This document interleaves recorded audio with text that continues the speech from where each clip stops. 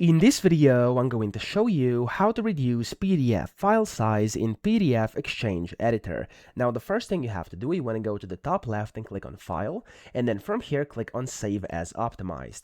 Now, over here, you'll be able to see you have a bunch of different things: images, fonts, discard objects, discard user data, and cleanup. And in here, first for the images, you can play around with, of course, the compression, so you can compress into different formats. You can go ahead and play with different like qualities and DPI here. You can set the quality you want, and of course, the lower the quality and the lower the DPI, usually the smaller the PDF size is going to be, and of course, via that, you can then reduce your PDF file size. So here you can also check this to optimize images only if there's a reduction in size, which is also very convenient, and you can play around with this. In here, you can kind of test what it does to your document, and if that's fine, it's going to basically optimize it and reduce PDF file size. Here you have different fonts, so over here, of course, in case you have a bunch of different fonts, you can just unembed them to actually make it a smaller document, as it says down here. You can discard objects. Over here, you can select what things you can discard and then basically remove, essentially. And then here you have discard user data, etc. So play around with these things, and you can clean up different things.